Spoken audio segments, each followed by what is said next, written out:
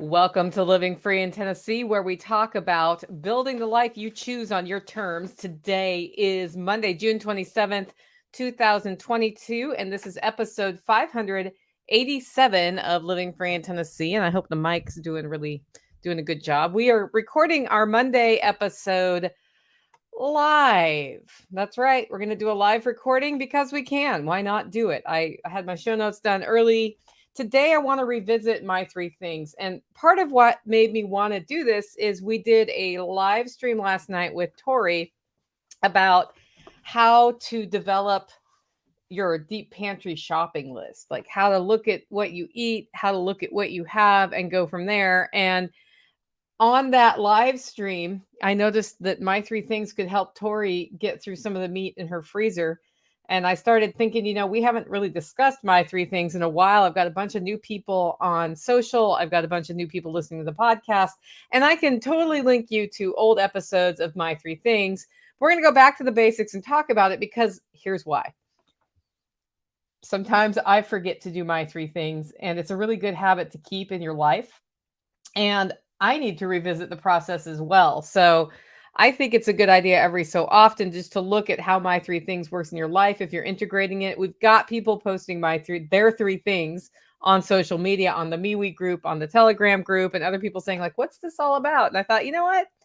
Let's do a talk about this. So if you have questions and you're on the live feed about my three things or anything else, put the first couple ones in uppercase so that I can see like all caps. Okay. And I'll star it.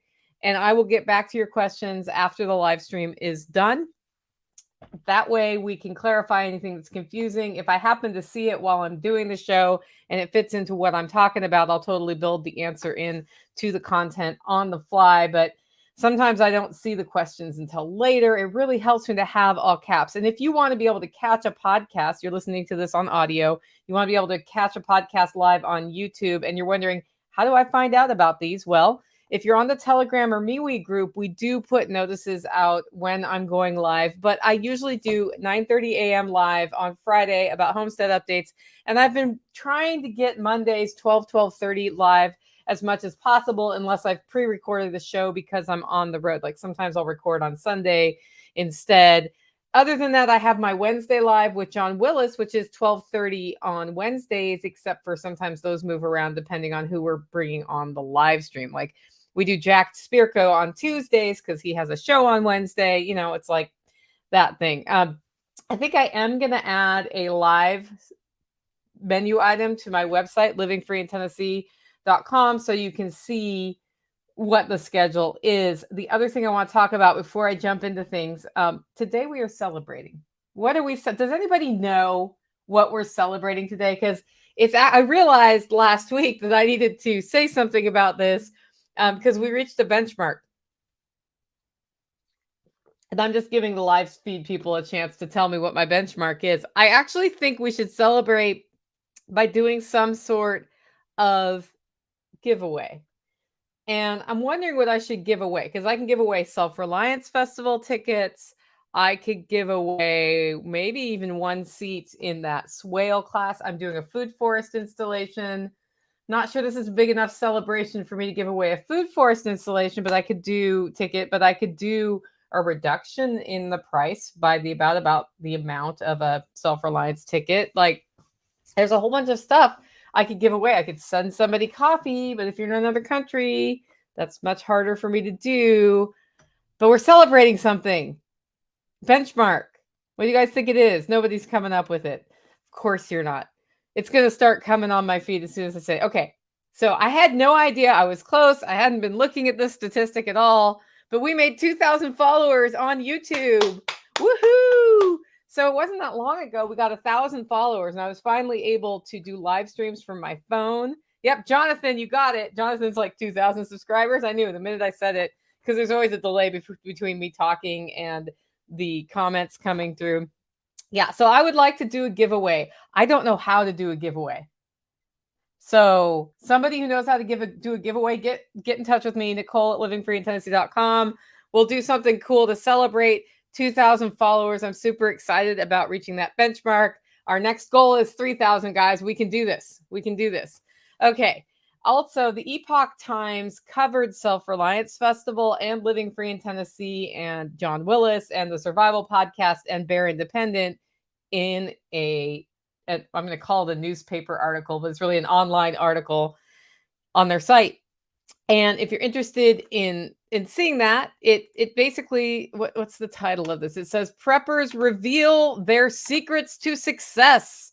That's the title of the article at the Epoch Times. I've put the link in the show notes, so if you wait till after we're done recording this live and go to livingfreeintennessee.com, and you'll see the audio podcast comes out later this afternoon, there is a link to that article. As a result, we've had a bunch of new people come in on social media. We have some new listeners. That's part of my motivation for talking about my three things, because a lot of people hear the name of my podcast and they either think it's a homesteading podcast or they think it's a prepper podcast, and they don't realize what we're all about here, which is building the life you choose on your terms, right? This is where we build the life you choose on your terms.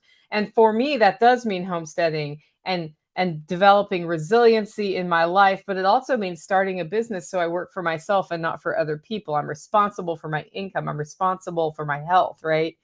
And we've become an ecosystem of solutions and support for each other. And I think that's been really good. We've had some hard conversations in our network, and we've had some easy conversations in our network. But all along, it's been more than just like beans, bullets, and band-aids, because that's not really our thing. I want to see you prepare for the things likely to happen to you so that if they happen, you can weather that storm, right?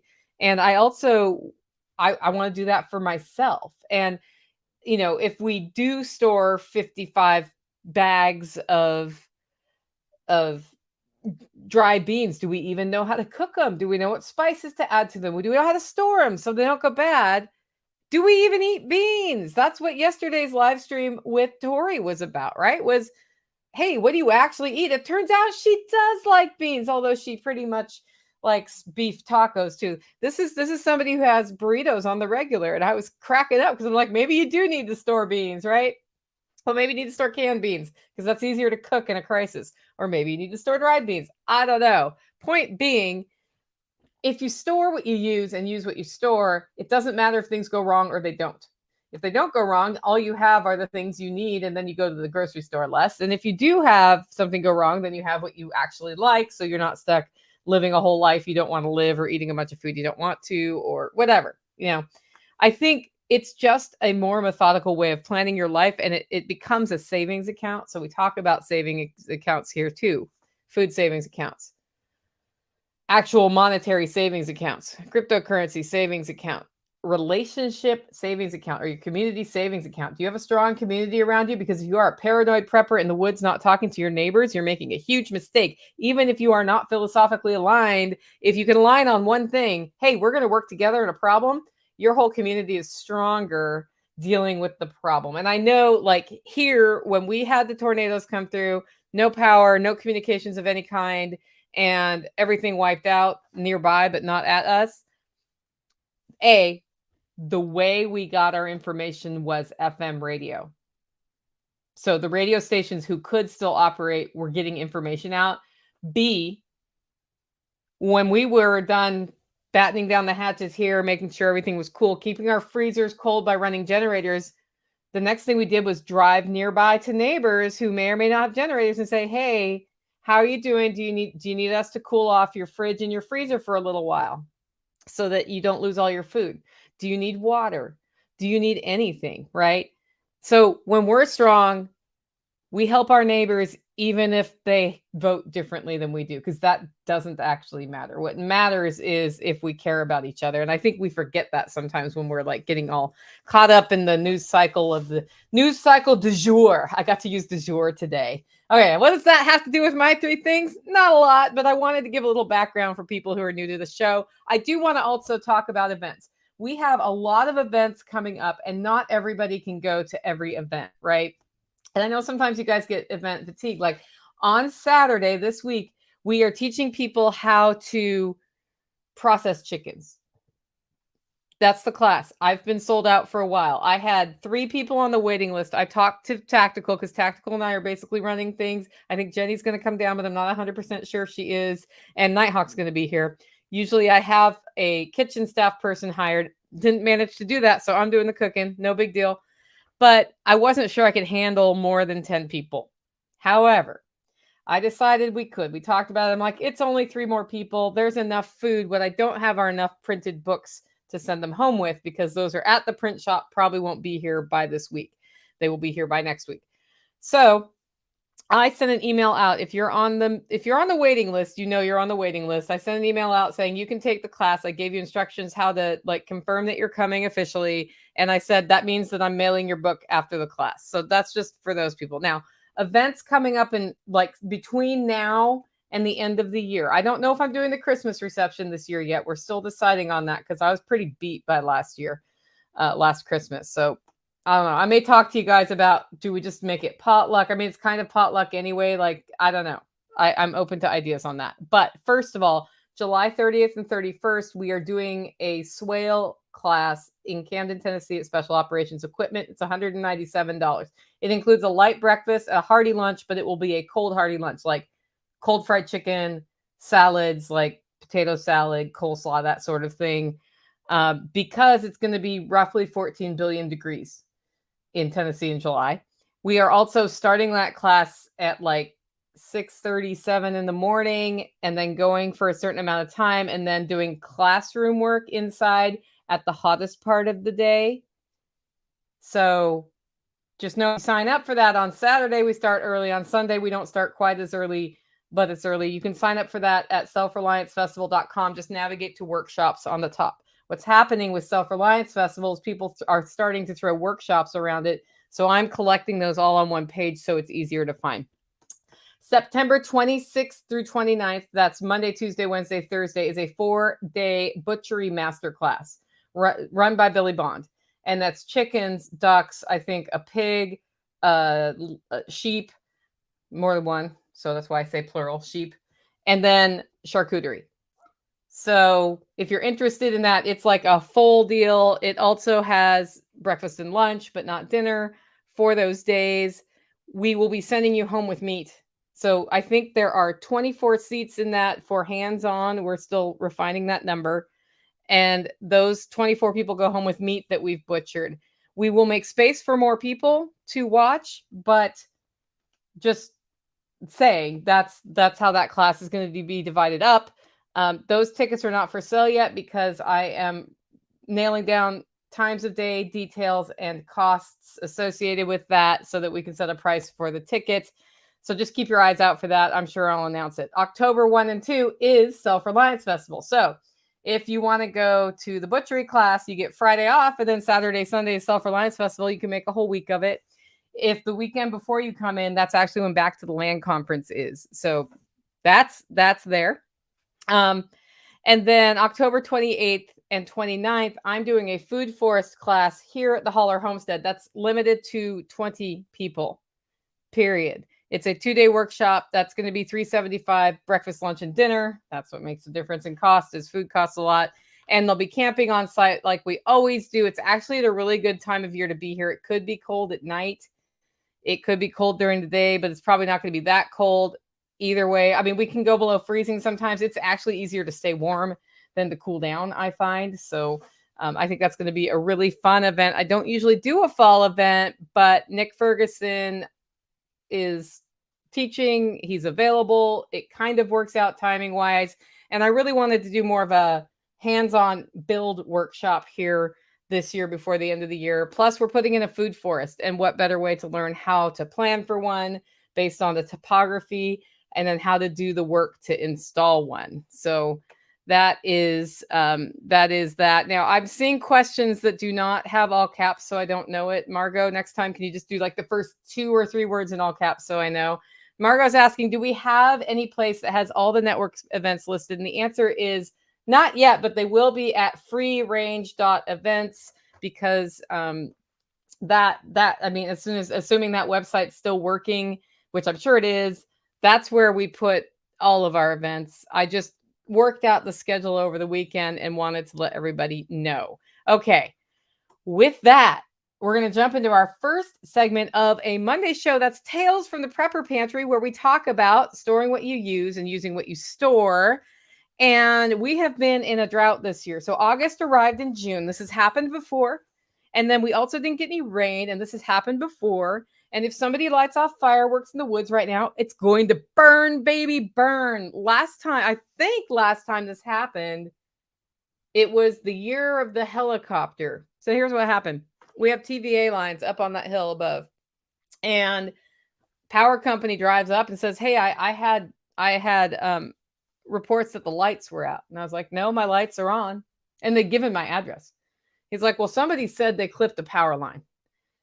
And I was like, "Well, the power's on here." And then I looked up on the hill, and sure enough, there was the power. I said, "Well, actually, see those two towers? There's usually a line between them. There's not a line between them. That's a TVA line." They're like, "Oh, that's a TVA line." And their eyes got big.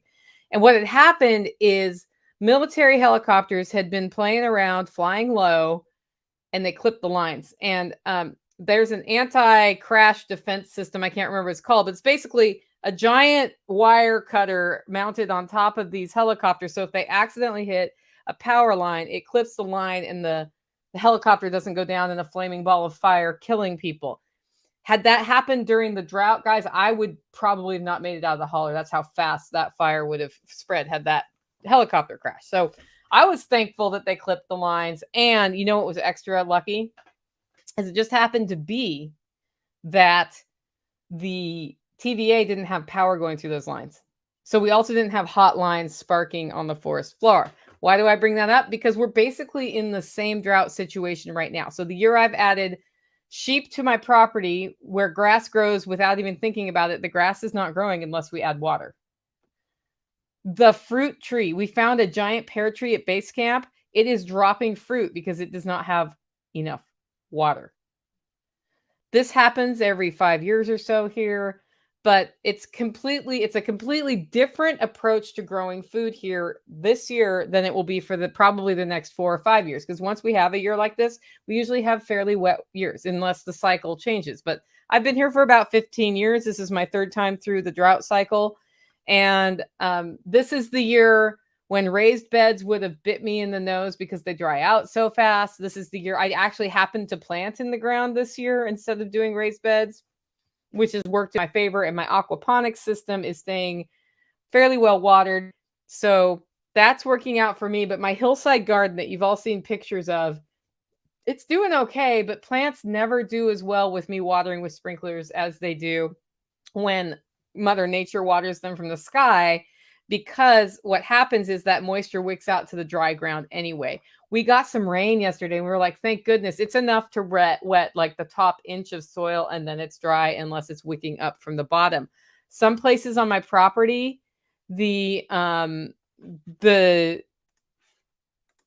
I'm quitting Telegram because there's a bunch of BS over there. Admins, go check on the Telegram group, please. I don't know which one it is, but there seems to be some banter back and forth. So some places on my property, the soil is really well balanced and this drought matters not. Okay. Other places that I'm just working on this year, I'm having to water under the hopes that they'll get to that balance. But it's interesting for me to see these little patches. What does that have to do with the Prepper Pantry? It has a ton to do with the Prepper Pantry, because you know what that means? That means my garden's not doing as well, which means I'm not putting up as much. The only thing that's saving my rear end right now is I planted roughly 3 times what I usually plant. So I might end up like even at the end, but that is what it is. Letty's on it. Thank you, Letty. Letty's doing all the things on social today. We are transitioning away from early spring greens, which means I have one Swiss chard plant that planted itself. It was like I went out to my pepper pot, because I do peppers in pots that are black and they get warm. And anyway, works great. And I looked in it, and there was a little teeny Swiss chard plant about the size of the last part of my pinky this spring. And I was like, well, you want to grow. So I watered it and cared for it and added rabbit poop to it. And now it's like super tall and robust looking. It's the only sort of early spring green that's looking okay, except for a little kale patch in my aquaponics system that's under shade. Everything else is basically done. So we have transitioned that. That means we've frozen greens and put them in the freezer. That's how you freeze greens, right? I've also frozen them and put them in the freeze dryer. So I have a couple of jars of beet greens for the year. My beets are ready to come out of the ground. Like that whole transition's coming. And then we end up with space in the garden to fill, right? What am I going to put there? I don't have plants ready to go. The only thing I can think of to put in those spaces at this point is to take suckers off my tomato plants and put tomatoes in there, because that's the easiest thing to do. And the Malabar spinach. I have a pretty robust Malabar spinach vine, and you can take cuttings off Malabar spinach and root it. And that is a hot weather green. The third thing are sweet potatoes. So I've got my purple sweet potatoes doing great in the aquaponics system. So that's all, then I can root that. It takes about 3 or 4 days to start getting roots, transplant that to those empty spaces. Because what we don't want are empty spaces in the garden. I still don't have green beans to can. I thought I'd be canning green beans and pickles in the next week. Nope. I got my first cucumber today. 1 cucumber. Okay. The next one is chicken for the winter is happening. We are processing 40 chickens. I have anywhere from 10 to 13 people coming for the class, and they go home with a chicken. The rest of it will be holler neighbor chickens for the winter. And I don't think we're going to do a second run this year based on how many. We went through about 1 every other week. That's 25 birds among 3 families. So I kind of think we're going to have enough chickens. The thing is, we're getting better at producing meat here, which means we cook a lot of beef and pork and a little bit of rabbit and a little bit of chicken. Like we tend to gravitate towards the red meats and the venison. In fact, I have more venison to cook. I should get on that.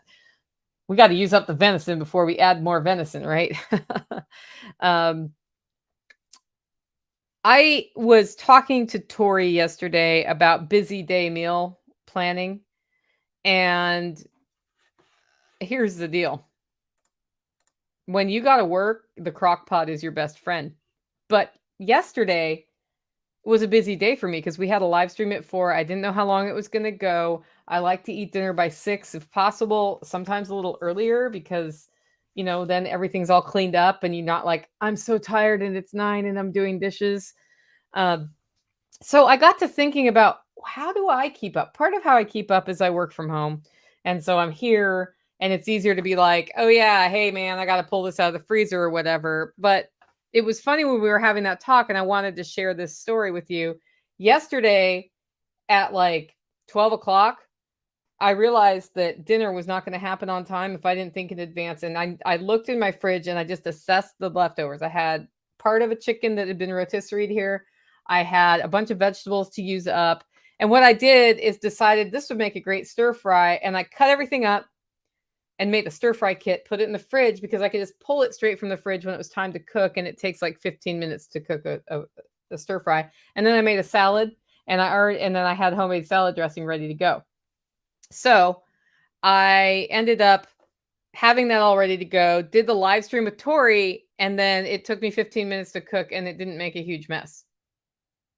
So what we can extrapolate from that is when you're having a busy day and you still want to make time and space to cook from home, if you don't have something you can grab from the freezer and just throw in a crock pot or something, if you think about it long enough in advance, you can actually set up a quick cook kit that would have taken longer because you had to cook and do all that stuff. I just wanted to share that with you. The final thing is we are filling the gaps in the pantry right now. So after talking to Tori, I realized that I go through a lot of salt and vinegar. There's something to be said about my personality with that too, isn't there? Anyway, I go through a lot of salt and vinegar here, especially this time of year, cleaning with vinegar, pickling with vinegar. Like it's a thing that happens. And I looked in the pantry and I haven't had to buy those things for a long time, but I realized right now, salt and vinegar are probably as cheap as they're going to be for the rest of the year. And we'll hear that later in the grocery report too. So I might as well get salt and vinegar for the rest of the next year or two, as long as I can store it. So it can, I can use it as I go. So I'm just looking at all of the different parts of my pantry. I have a very good handle on what I use every year and just looking for empty spaces. I have some Asian sauces I like to use in cooking, and you can only get those at this one grocery in Nashville. So stuff like that, I'm just going to fill it all up because I have a sense that it would be nice to have, the garlic chili paste if I want it, and it's hard to get in the fall. So we're kind of looking at that as well as far as the Prepper Pantry goes. Tori says she likes um the the kid idea. K-Bonk says sardines salad with egg. Go too quick. Yeah. You know what? This time of year, I don't want a bunch of hot food either. So I'm pre-making cold salads for the fridge. We're going to do a green bean salad this week.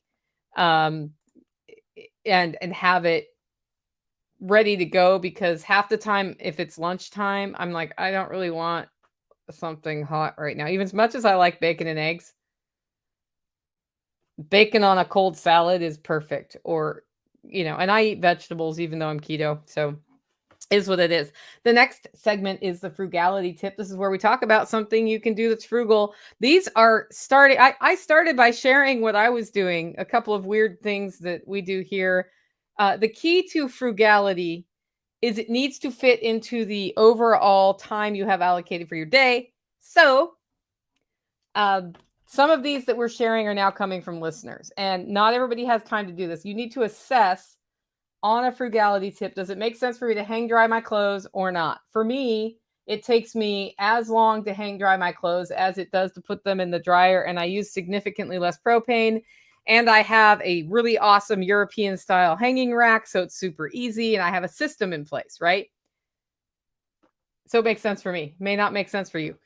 You may have 9 people in your family, and that's a lot of racks, right? That may not make sense for you at all. I have 1 person in my family. It's not that hard.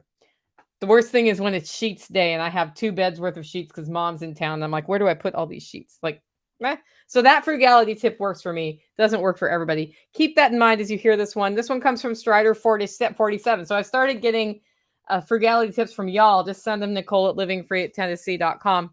So he says, or she says, I recently burned up the motor on my shop vac. Before I junked it, I snipped off the power cord. Yep, right by the motor housing. I could see where this is going. The hardware store sells a replacement cord end for about $5. They're very easy to install. I'm going to install a replacement end and get a mid-duty extension cord for 30% less than I would get it at the store. So in essence, the frugality tip is buy some ends, and the end you need for that to work, it's plug already on one side. You need the plug it into this part on the other side, right? Because it'll plug into the wall, and then that's the female end on the other side. It's nice to keep a couple of these plug-ins on hand in case you have a regular extension cord that gets messed up, which has totally happened to me. And you can just replace the ends. My wife and I love your show and have gained so much inspiration from you. Thank you. Make it a great week. I love it when people say make it a great week. Anyway, I thought that was a good one. Not everybody would want to do that. And I think it's important to understand. So this is a cord on a shop vac. It is probably 14 gauge wire in there would be my guess, but it could be 12 gauge. If it was a cord to a lamp and you did this with it, it's very fine wires in there, and that can only take so much. Like this is going to work for the heavier duty cords on things like a shop vac, and it's going to be less good if you try to do it. Like you could cause a fire by using the wrong gauge. So learn something about electricity before you do this. That's all I can say. Like I think it's a good idea if you know enough about gauges and power, and if you use the extension cord for something appropriate. Next is the weekly shopping report. This is put together by Joe.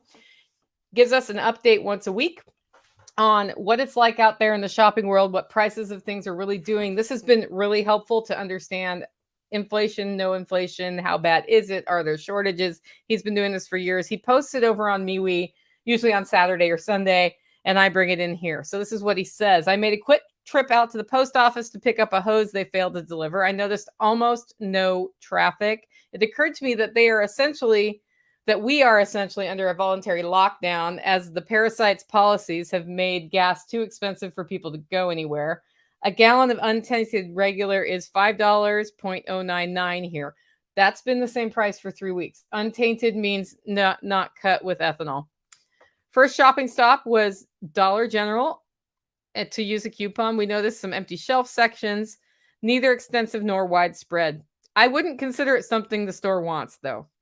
They did have a dollar section, and we grabbed a bag of brown sugar, 3 bags of short pasta noodles. I saw 5-pound bags of white rice for $3. We ran up our total by adding cat food, and we did not receive a second $5 off coupon for $25 sales. And Margot says, I went to Aldi the other day and they had no chicken. Yep, there have been some things not at Aldi I've noticed too. I pop in there every so often to look.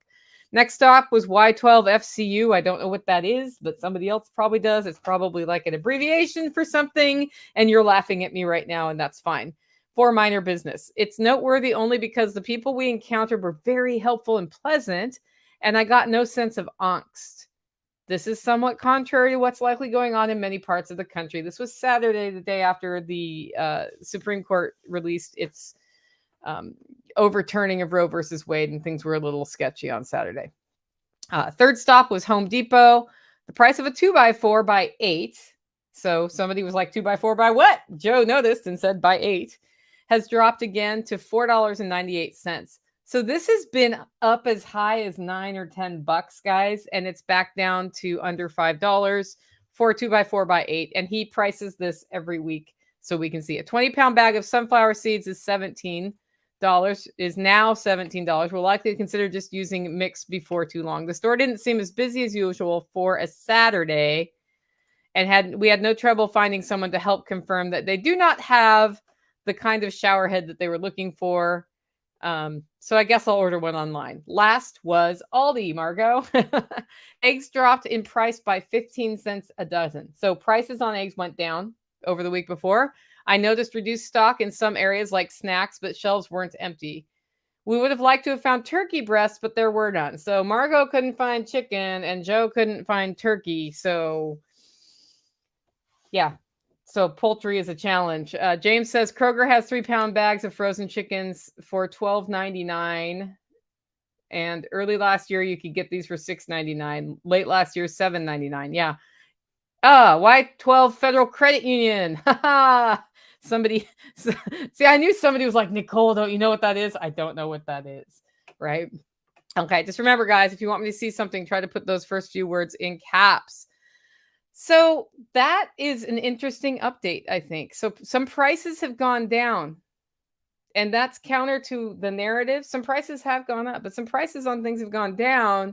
Think about that. If you're wanting these things that have gone down in price, like a 2x4, it might be time to get some 2x4s, right? That's how we keep an eye on things and then optimize. When you know what you will actually use in a year or in 6 months or in 3 months, you can take advantage of sales, right? So in essence, a 2x4 going back to what it should have cost to begin with is a sale right now because lumber has been so dang high all year that the last couple of years really that we're like, woo, $5 2x4. Yeah, Margot says the Dollar Tree now has $3 and $5 items. It's also the $1.25 tree. That's what I've noticed. A lot of people are saying Aldi is low on chicken, guys, in the live stream if you're listening to the audio. The next segment and the final segment before we talk about my 3 things, though, is Operation Independence, where we talk about building local ongoing revenue into our lives. And this section actually exists because when I first started this podcast, I worked for the man. I actually worked for myself, but I worked in a job that was not good for me and in a role that was not good for me.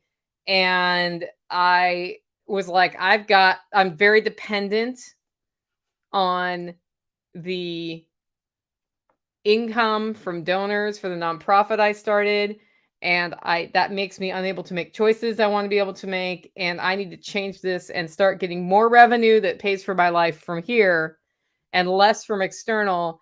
And the other thing is I need to not only have the income side dealt with, but the expense side dealt with. And I realized one day when I changed out a breaker in my pump house that had gone bad, I just did not pay $200 for an electrician to come out here and do this. That means I get a fictional $200 in my independence fund. I did not have to earn $250 or $275 that then got taxed that then paid a man. I just did it. Now, the thing about this is if you always do everything by yourself, you don't save any money. In fact, it costs you money. You need to look at the ROI on your time. Changing out a breaker took me 30 minutes. So that was, $200 I didn't have to earn, 30 minutes of my time, and I had the time. And if I would have tried to get an electrician out right after an ice storm in Middle Tennessee, that wouldn't have worked, right?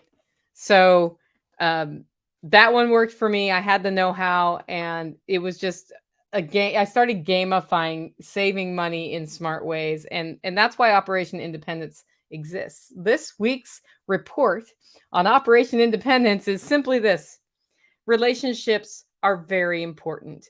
And I grow a lot of my food and I store a lot of my food. And I also go to the farmer's market. And sometimes I spend a little bit of money, $1 or $2 here or there, on stuff from the farms that I don't necessarily need to buy. That's my confession.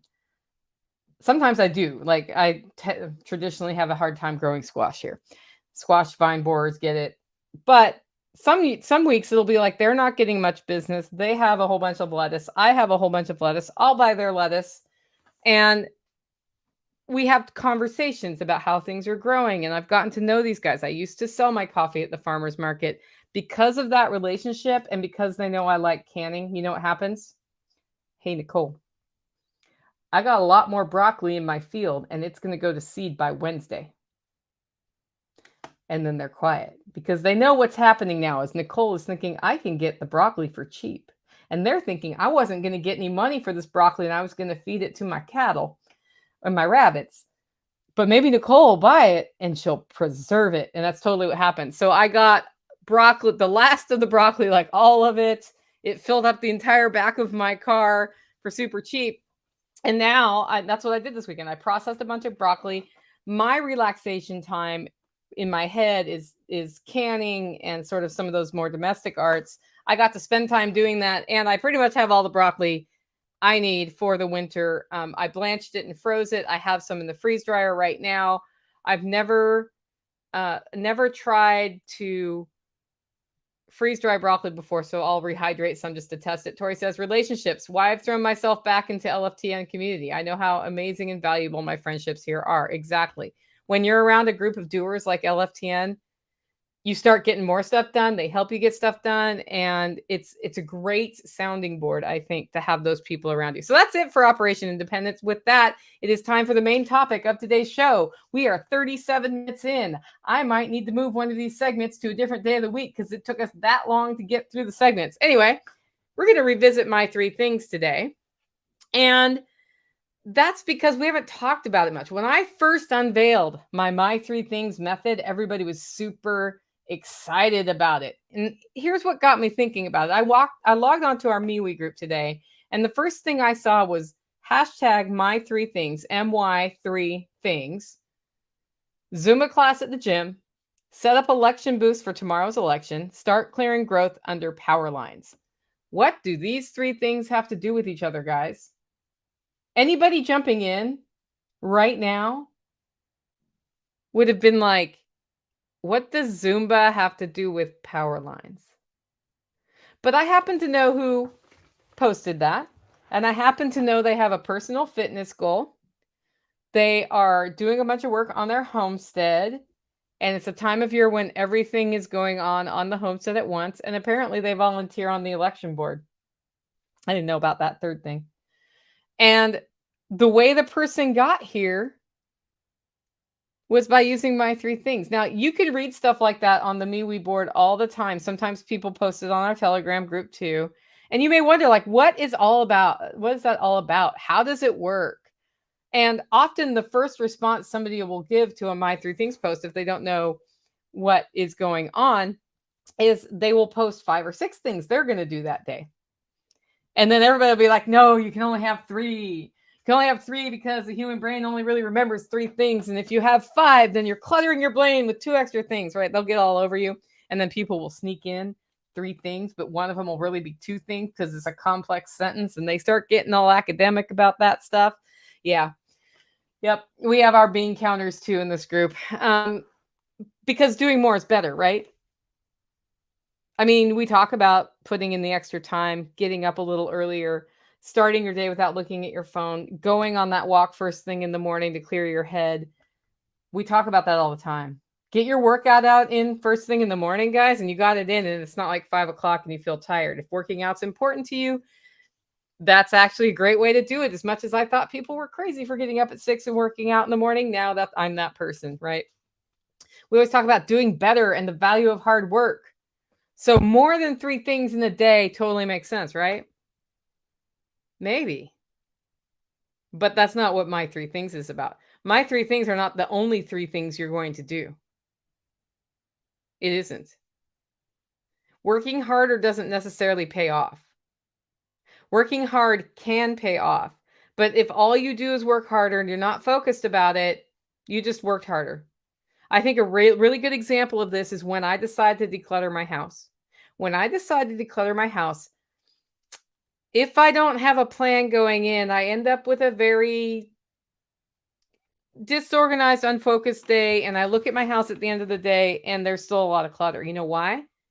Because I went into the living room and I noticed that the bookshelves were disorganized. And so I started straightening those. But then I found a shot glass that somebody had put on there at the last party I had. And I take it to the kitchen and I noticed that the dishes need to be unloaded. And I unload the dishwasher and then I put the shot glass in the dishwasher. And then the dogs bark outside and I go outside and I'm like, whoa, there's all this stuff stacked in front of my house. And I get mad because there's stuff stacked in front of my house. And I talk to people who stack the stuff in front of my house and they're like, that's your stuff, Nicole. I'm like, damn it, it's my stuff. And then I start putting it away. And then I walk down to the workshop and it's like a complete mess. So I start putting stuff away there. And then I run back up to the house because I need a drink of water. And I notice that the water filter isn't full. So then I refill the water filter. And I think, a cup of coffee would be really good right now, but there's no beans to put in the coffee. So you see how this goes, right? I'm not going to keep going on.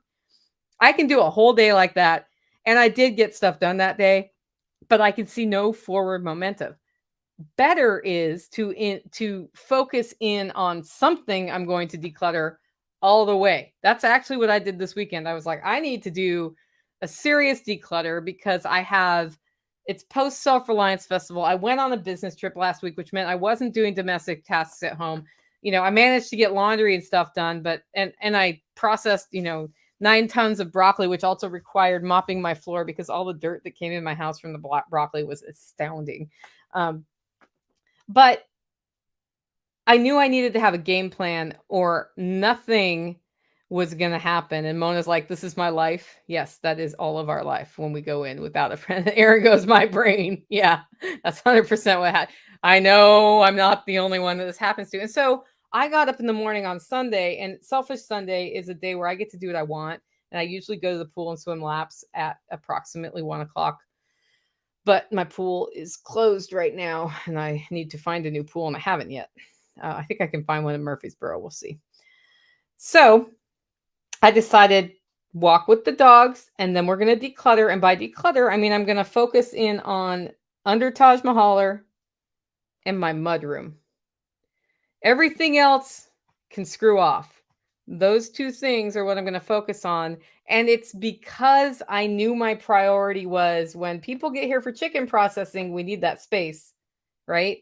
And we need to be able to get in and out of the mudroom easily without, stuff piled by the laundry machine.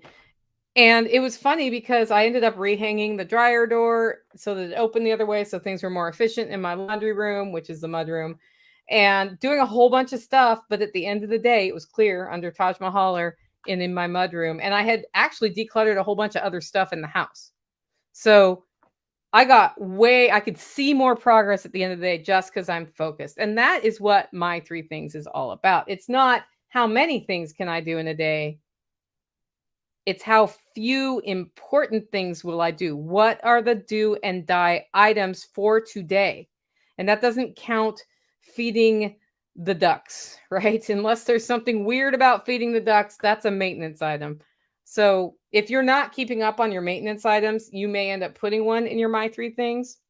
But My 3 Things is a way to focus down, see progress, make 1 or 2 steps every day. And pretty soon you look back and you realize you walked a mile. That's what My 3 Things is all about. And it starts with one goal. one life goal. And the way that I develop life goals, if I have a family, is I sit the family down and we talk about what would we like to see in the future. We describe our future the way it would be if it were perfect. Guys, even when you do that, you know what happens? That vision that you create may change a little bit. So don't get stuck in the details of setting that one goal. But when you have a flag, this is where I want to be. This is the kind of life I want to have. I describe it as this is a state of being. So it is, if I can say a sentence that's current, I am, living, I live in a peaceful place with enough money to support my life while having a link with nature. Like, I don't know what your vision is, something, right? When you have that, you can then back out and say, okay, I am here now. That's where I want to go. What areas of improvement are there? Right? Operation Independence is one of my areas of improvement. The whole financial pillar is my area of improvement. And originally it was get rid of debt, by the way. Yeah, I had bad consumer debt at one point. And Operation Independence is what I named it, right? More local revenue, fewer expenses, and any extra money just went to pay off debt. I also had to figure out the independence fund the emergency fund side of that. When you work for yourself and you're responsible for your income, $1,000 may not be enough. I figured out that $5,000 in the bank is minimum for me. If I don't have $5,000 in the bank and I have a bad cash flow month, I hit the emergency fund. If I don't have $5,000 in the bank and my dog gets hurt in the woods, I hit the credit cards, right?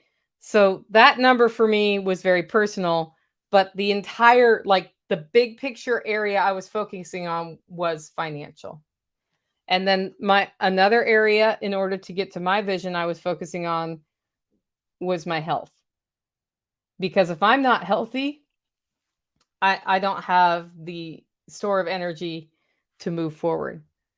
And then I think my third area was reminding myself to have fun, because I'm a workaholic and I will just keep working and working and working. And I have actually designed a world where my work is my fun, right? Roasting coffee is fun.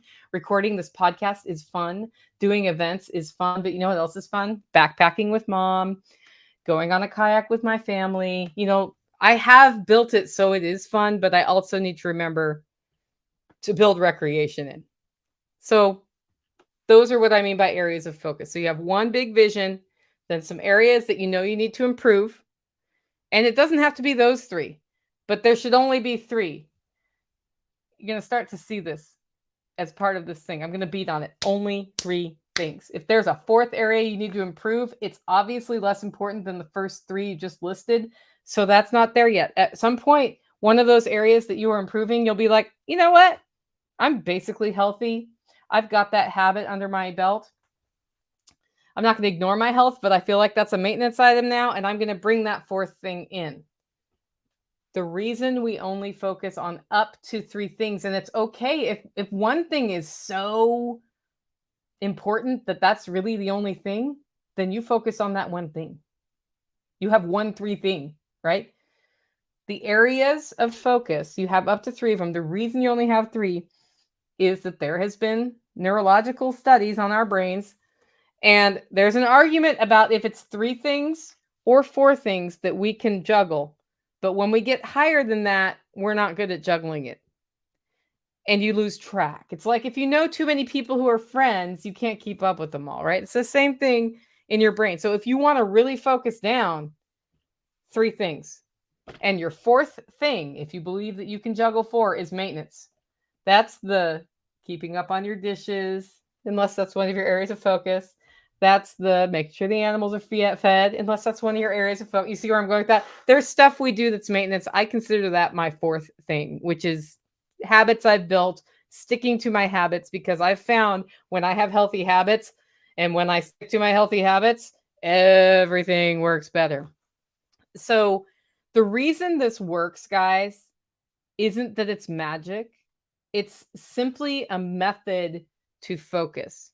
And it's if you think about things from that vision to areas of improvement, and then under each area of improvement, have 3 annual goals. Like, this is what I will actually accomplish here. I will pay off $20,000 of my shitty debt, right? Whatever that looks like.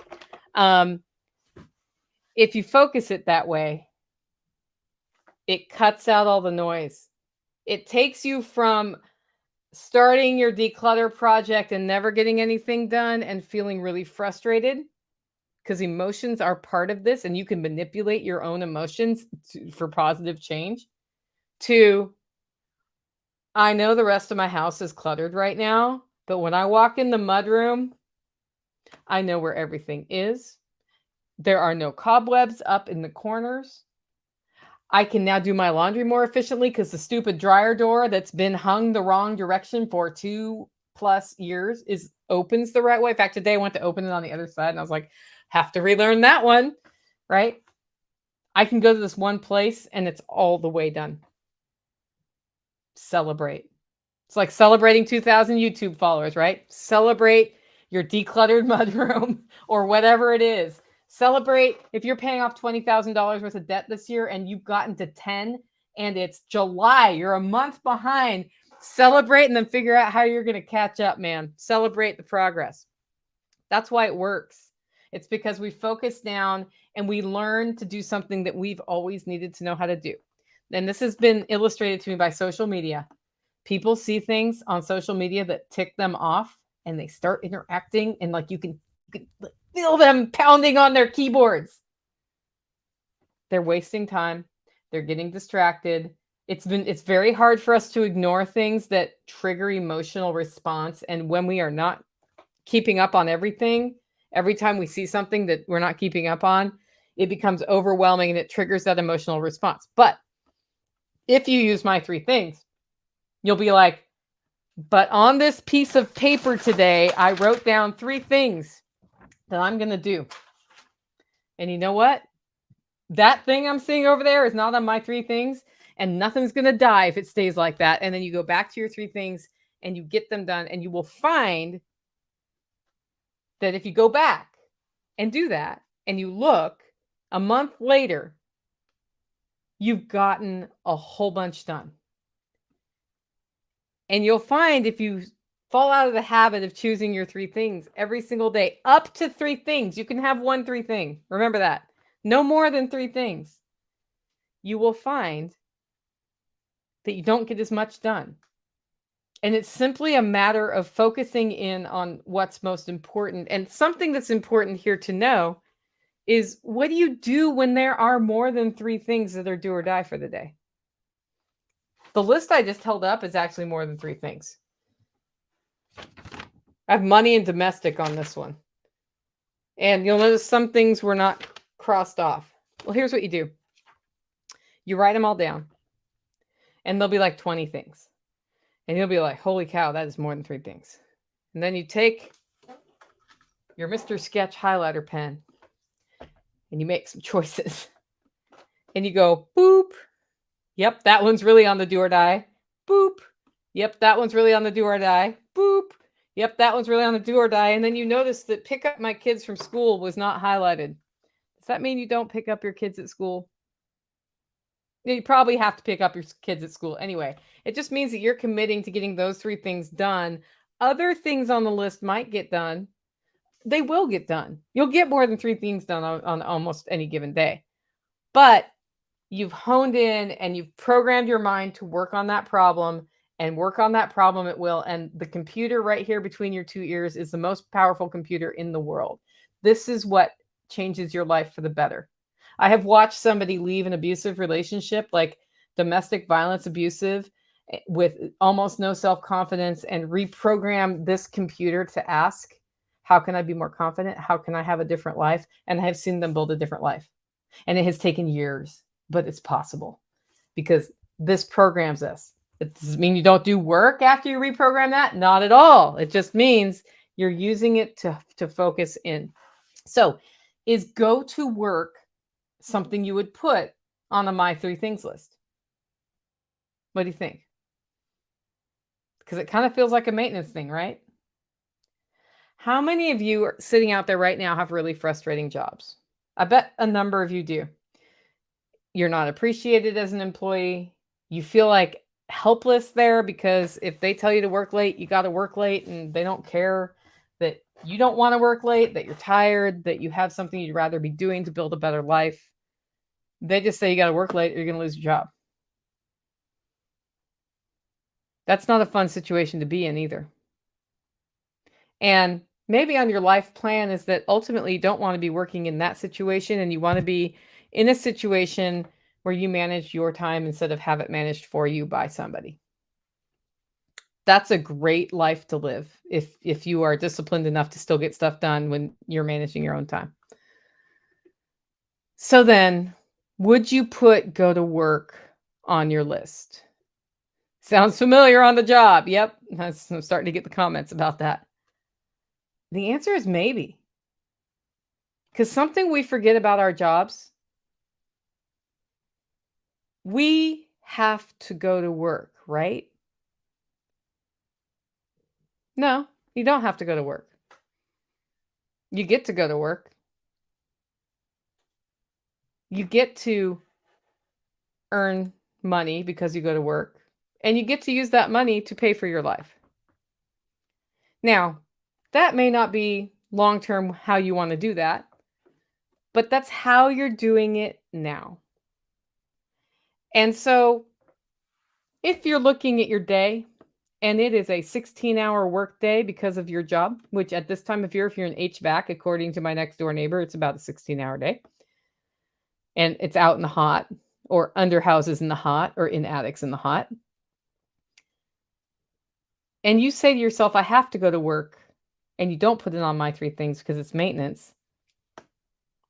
You might need to say, I'm making space for this. I'm going to admit that 6 of my 7 days a week, in some cases for y'all, 16 hours of my day is this job.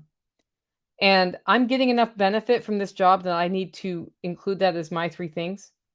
And it takes up a whole spot. You only have 2 spots left. And if maintaining your health properly is one of your areas of focus, on that second slot, you might be putting go for a half an hour walk before or after work, or 45 minutes walk, or go for a run, or something exercise, or make time to cook a healthy meal after work. That's your second thing. And your third thing may stay blank for those 6 days. And your 3 things on that other day, that 7th day, may be starting that side hustle. It may be saving better. It may be paying down debt. It may be any of these things that you're taking action on, right? But sometimes your job is one of your 3 things. And I think it's important to acknowledge how much time your job takes. But if on your long-term plan is that you want to build something new, if you don't have things on my 3 things every week that are related to building something new, you're stuck. And the only way to get unstuck is to figure out what it is that's moving you off of that dead center that you are stuck at in your job. And sometimes this is what that looks like. 16 hours a day, stuck here, have all these bills, can't seem to get ahead, right? How can I get ahead? How can maybe we work together as a family to bring all expenses down so that more money can be put aside so that there's more flexibility for me in my job? How can I maybe start looking for another job that isn't this job that will move me forward? Or am I learning so much at this 16-hour a day job that eventually I'm going to be able to spin off? And right now, what I need to do is just focus on that, right? It's not a place that you're stuck, but it may be a place that you feel stuck sometimes. When you let yourself feel stuck, though, that's when you are stuck. And I've seen so many people come into our community who are stuck in various places for various reasons. One of them's jobs. one of them's abusive relationships, and one of them is in a debt cycle. Those are the three things from our community that most often happen. We occasionally have some people stuck due to health reasons, but mostly it's those three things. And when they start adding something to their list of three that is clearly linked to changing, they start changing. So by all means, put work on there. If you get to go to work and pay your mortgage this month or pay your rent this month, you got to do that, right? You want to be able to buy food if you're buying food. But if something you want to do is be more food independent, then it's time to put a little money aside and get those potted plants going on your front porch if you have one, if that's your reality. It's time to add the pet rabbits to your HOA. Somebody was talking about that today. It's time to put the pet rabbits in. If they accidentally have babies and you're like, I know I can only have 2 pet rabbits, but they had babies and I didn't want to kill them, so I'm letting them get old enough and then I'm going to give them away to people. Just saying, rabbits can live inside too. You just gotta keep up on their poop removal. Ask John Willis about that one, about keeping rabbits in a closet that nobody noticed. I'm pretty sure he did that when he was a kid. So how do you balance this my 3 things when you're like my busy life? I like to call it siloing or blissful ignorance. I consciously ignore things sometimes. And if I'm really stressed about the thing that will give here when I'm super busy getting ready for Self-Reliance Festival, for example, is 2 things. 1, I spend less time cooking, and 2, I spend less time cleaning. And that means that since there's no cleaning person here or housekeeper, things get dirty. And so in order to balance that, instead of having something on my 3 things about clean the kitchen, I will say time, 1 hour of cleaning. And I will start the bathroom or whatever and do that 1 hour cleaning. And when the alarm goes off, I'm done. This is why Garden 30, I saw a question about Garden 30. Did I miss Garden 30? No, I usually do that in the afternoon. I don't do it every day. I do it when I want to. Sometimes I do it without live streaming to y'all. I needed to keep up on my garden. I had Self-Reliance Festival coming. I was not keeping up on my garden, and my plants were going to die if I did not keep up on my garden. So it's very important to me to get food off my land. Here's what I did. Garden 30. At least 5 days a week, I spend 30 minutes in the garden doing stuff. And at first it started with weeding, and I started broadcasting while doing it so y'all could see what I was doing. That ended up on my 3 things list. So it'd be like, confirm all the speakers for Self-Reliance Festival. Get the agenda up for Self-Reliance Festival, Garden 30. 4, 5, and 6, which is like pay the bills, eat healthy food, go for walks with the dogs, those sorts of things, totally happened. Some of them not on schedule. But I had my 3 things. So if you only have 1 3 thing, I'm going to have 1 3 thing on Saturday. We call it 1 3 thing. It's okay. It is not okay to have 4 3 things, but you can have 2 3 things or 1 3 thing. And I know that sounds absurd, but if it's so important that you focus on one thing on one day and that is it, that is okay. An example of this would be getting your taxes done on time. I hate taxes. Taxes make me cry. Taxes make me mad. Taxes are horrible. It's also super invasive to have to report all that stuff because it's stupid that they even need to know the answer to those questions. But I digress. Taxes are something I will put off any day of the week. But there comes this day where I'm like, if I don't get my taxes in, I pay the government more money because they're going to fine me. And then I do my taxes. And then for that day, I have 1 3 thing. Taxes. I eat that frog, and it's a big frog, but I eat it. Saturday, I will have 1 3 thing. It's a fun 3 thing. Chicken processing. We're going to process chickens. I'm going to teach people how to process chickens on Saturday. We're going to have a great time. We're going to get all bloody. It's going to be awesome. But when that's done, I don't have other 3 things on that list because I know by the end of that day, I'm going to be wrecked. There's going to be a freezer full of meat, but I'm going to be tired, and that's it. That's it for that day.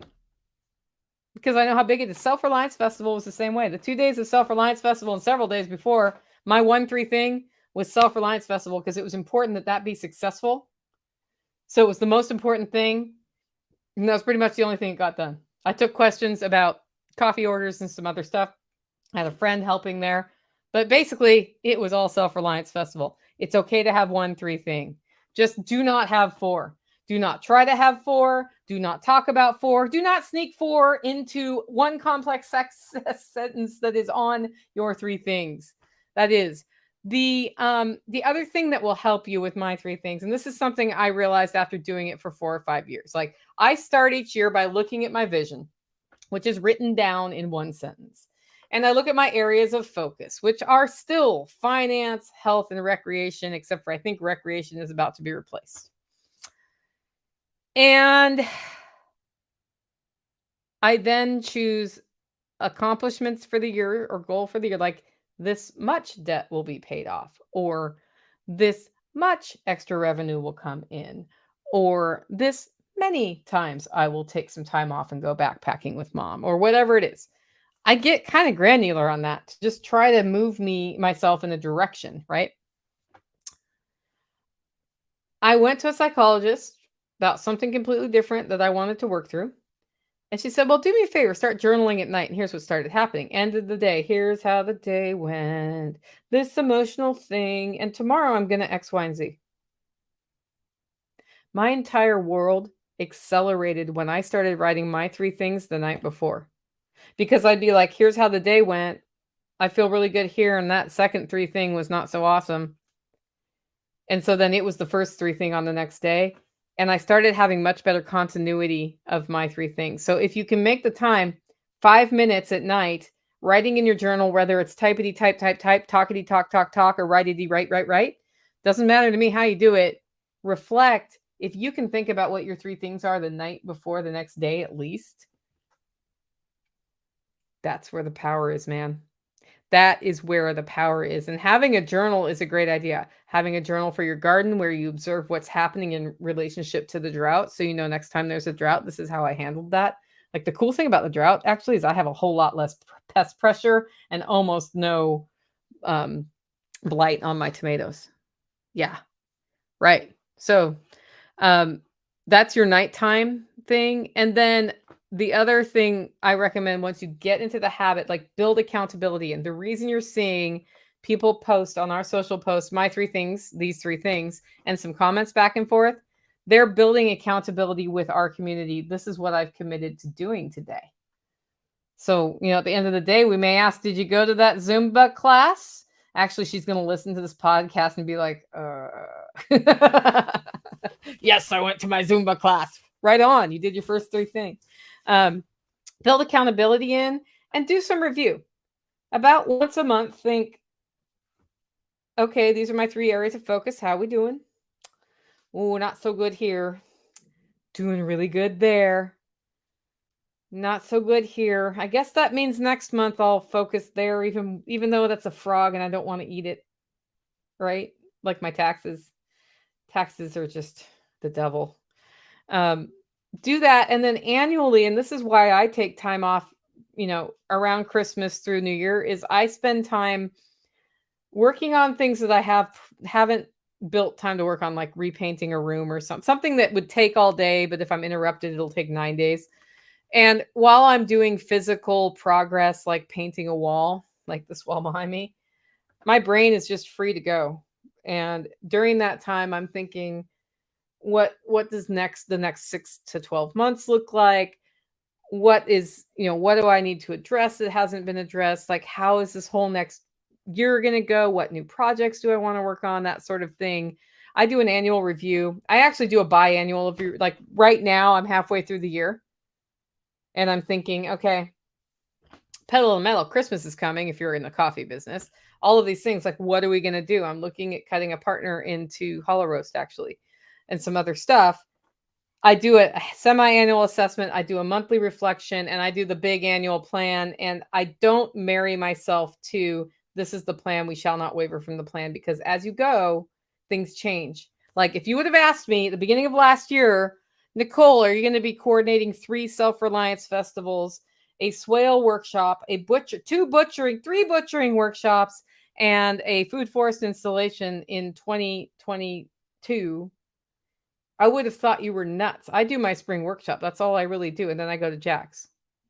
Turns out this is a really important year for community development. And I knew that when the theme of my workshop was connect.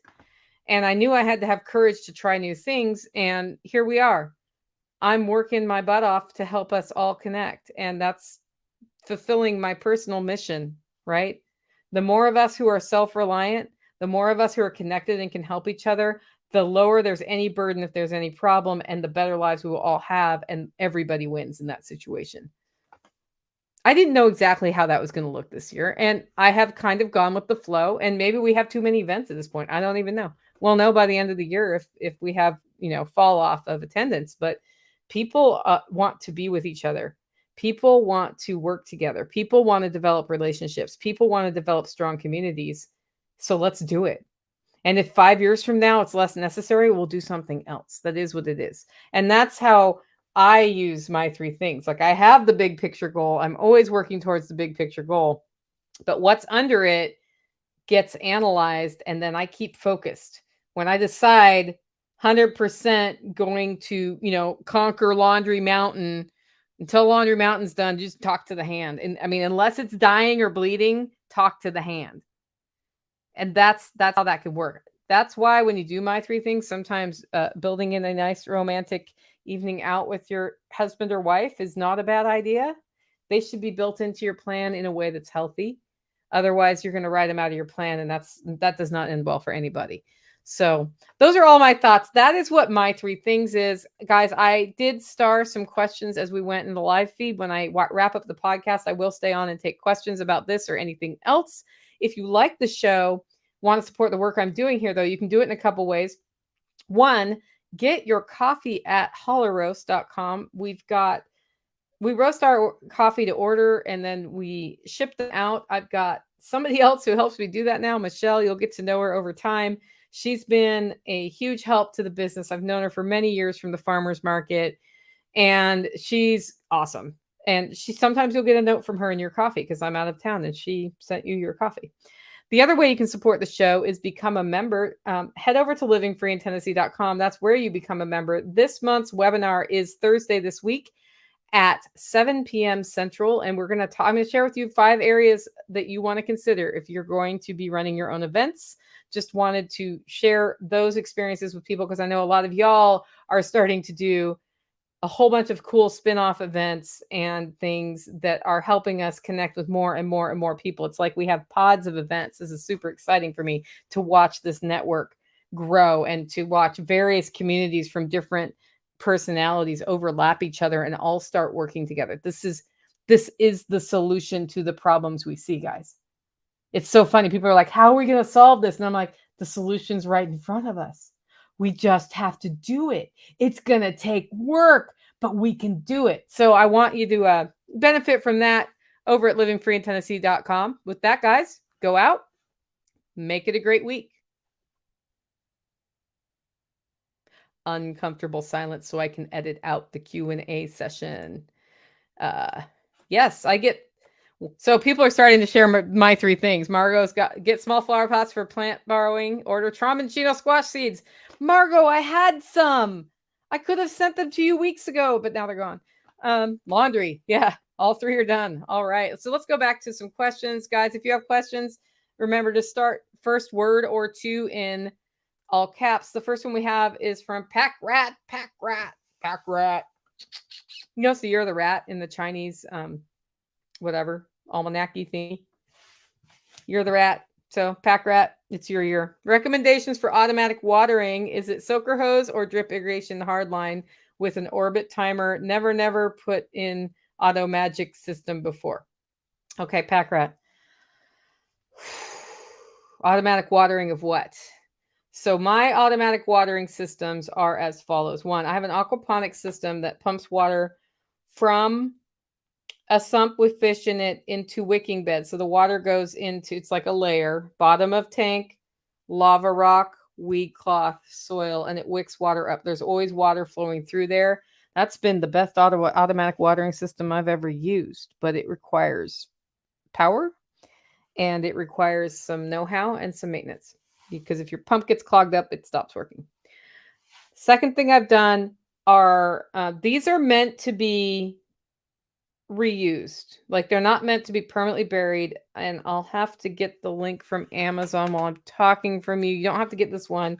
But I learned about these from Nick Ferguson, and they're like they're better than soaker hoses. They're basically plastic hoses with holes in them.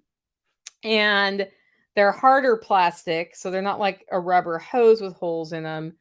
And you put a pressure reducer on your hose, or else you have a big problem.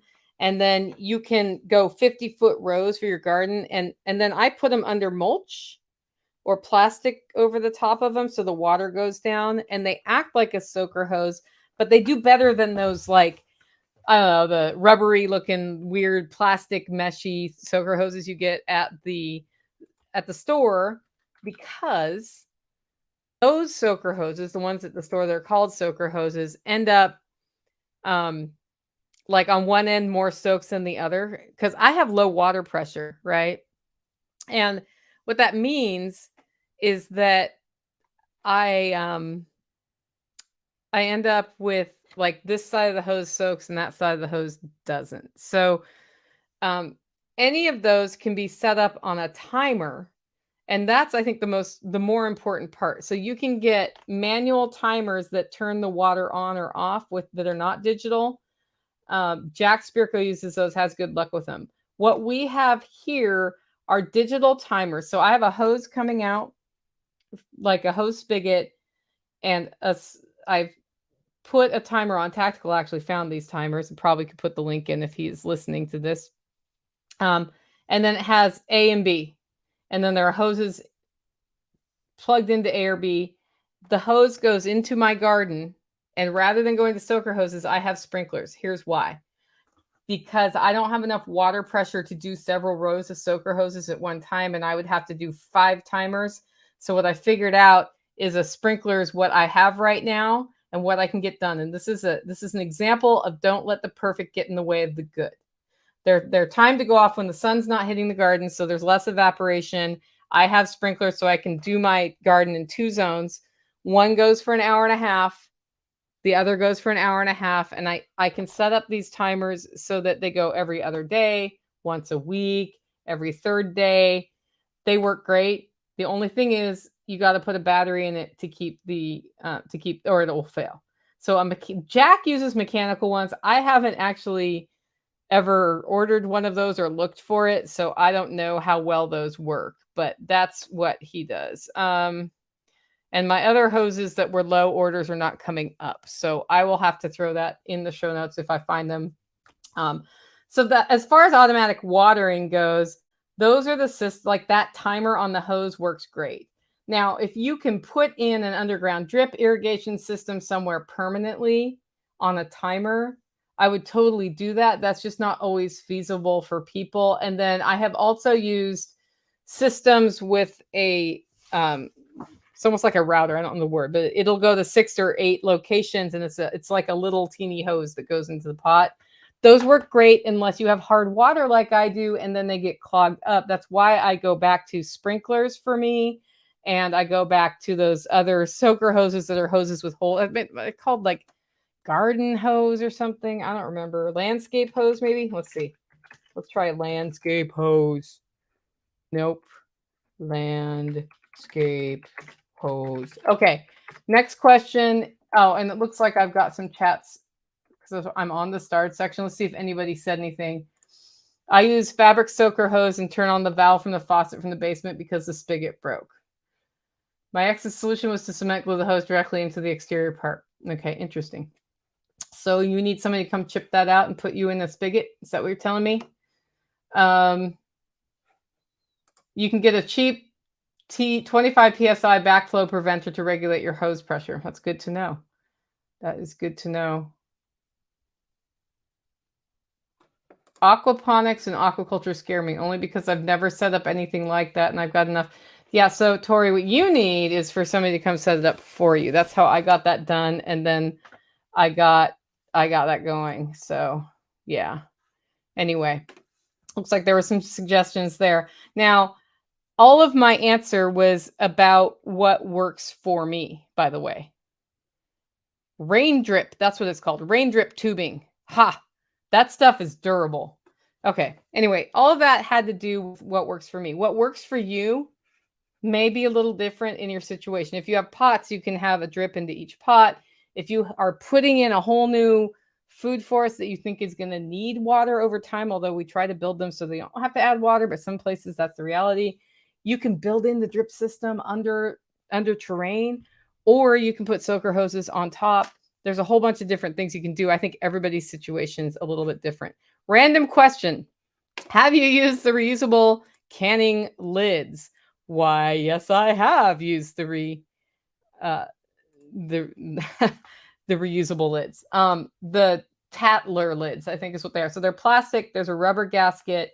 The way you use those is a little different than your ball jar lids, where you screw down the lid and it's got a gasket, it's got the lid. You can reuse the lid, but you want to re-buy those gaskets, and it's supposed to be the thing you can use over and over and over. You screw down the lid, back it off a quarter turn, process as normal. When it comes out of the canner, you tighten it down again so it'll pull those down. And I have used them. What I found is the human error factor of me twisting that lid is probably why this happened. I had more seals not work than with my ball jar lids or my, like the disposable lids. So my personal solution to that was to buy more lids. And I started buying big sleeves of lids. And then when we had the lids shortage, I had enough. And when they came due again, like available again, I bought the lids, right? I just bought more lids. And so I keep them on hand. At some point, if those were to go away, I would have to figure something else out. The other thing is to keep your lids somewhere where they're not going to get rusty from humidity if you live somewhere like I do, where it's humid. Let's see. More that it isn't challenging enough would be one thing, simply because of the time it eats. Okay, that's probably related to, can your job be your 3 thing? Suggestions for harvesting purple cone flower. That is echinacea, for those of you who do not know.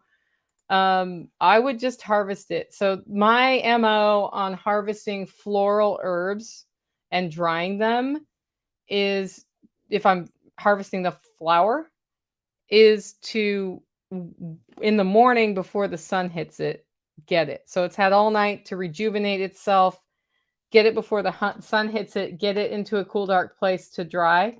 And for the herbal stuff, it's a crapshoot. Like for that one, I would not freeze dry it. I would actually dry it in my house, just at room temperature in a dark place. I've found if you get flowers before the sun hits them, they are less likely to turn brown. So that's my suggestion there. But do what you can do. Like if you don't have the capacity to do that and you need to harvest the darn thing in the evening after the sun sets or in the middle of the day, do what you got to do. It's still, it's still an echinacea flower. Have you freeze-dried elderberries? Would they still work for syrup? No, I have not freeze-dried elderberries. I bet they'd still work for syrup because I'd buy freeze-dried elderberries from Mountain House and keep those on hand in case I don't have enough elderberries from my plants. So I start with mine, I store them in the freezer, and then once those are done, I go into the freeze-dried ones. I actually might freeze-dry them this year. It just depends on the timing. Like right now, my freeze dryer is super unhappy with me because it's 14 billion degrees outside because it's August and June in Tennessee this year. So it does not want me running it a lot because I do not have it in an air-conditioned space. So it's hot. Like it was 114 degrees in the Prepper Pantry the other day. It's so hot, I'm building an air conditioner into my Prepper Pantry because that's how hot it got. I don't know why that space is more hot. I think it's because all the freezers are in there and they are hot. And then there's not a lot of airflow. That actually makes it less good for me to store food in. So we are redoing the Prepper Pantry roof and the entire system, and it's going to reconfigure how the outdoor kitchen works. Once that's done, I'm also going to have cooling built into the Prepper Pantry so that in a year like now, as long as I can afford electricity, which I totally can, I can still keep it on the cooler side in there. I may separate out my actual food storage from freezer storage because of the heat in that place. Because it's funny, it's built underground, so you get like the cooling from the ground, but it's still hot in there. So anyway, sometimes I just end up with things frozen because the freeze dryer was done. If you get lots of elderberries, just freeze dry them. There's no reason not to. So that is all the questions we have today. If there's nothing else, I'm going to wind up and get this show out, because our audio podcast listeners want to hear it. There are more audio podcast listeners than live stream listeners at this point, but maybe we'll change that because we passed the 2,000 mark here. That was super exciting. Not that 2,000 people actually hit the bell button, so they don't actually know that I'm live, but it is what it is. It's just one of those things. If you want to keep up on live streams, by the way, do hit subscribe and the bell button. And I'm on a couple times a week. Sometimes I'm on randomly, and sometimes my next door neighbor, the Tactical Redneck, takes over and does sheep talk. Today, he got a little red wagon. I'll have to let him explain why we have a little red wagon in the holler now. It's related to sheep, but the wagon arrived and Michelle was like, "Hey, you got a wagon?" I was like, "I didn't get a wagon.